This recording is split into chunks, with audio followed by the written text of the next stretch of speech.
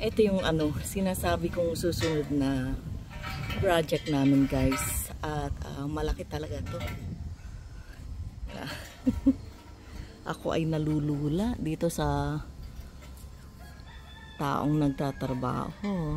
Malalagyan na yan ng ano, ng bubong para kapag tag-ulan ay hindi natatagos doon sa kisame ng penthouse kasi nasira niya yung kisame dahil kinulang sa ano ba tawag doon,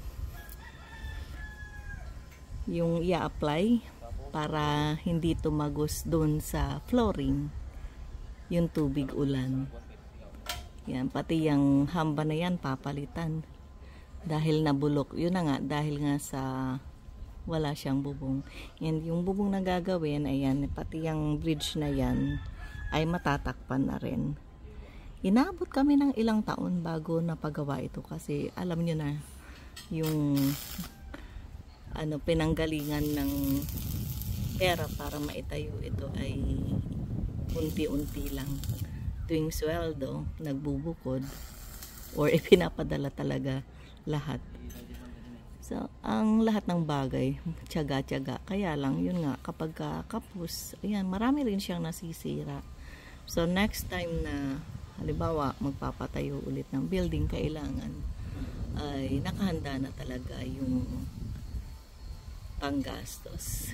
Wala pa akong lakas loob noon na mangutang sa ano, bangko ng malaki para minsanan yung pagpapatayo sana. Pero syempre, lesson learned. So hanggang dyan na lang muna ang ating vlog for today. Marami na pala yata ako na-upload. At makikita nyo to kapag natapos na. Maraming salamat sa panonood. Ito yung mga yayamaning aso. Hey Kai! Ako ay maliligo naman kaya nandito ako. Gusto kong magbabad sa bathtub. Sarap lang ng hangin dito. Kita nyo, nililipad-lipad ang aking buhok.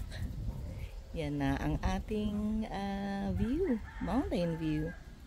Hindi kita yung dagat dito. Yun yung mangga na kung saan kami ay nakakapulot ng marami.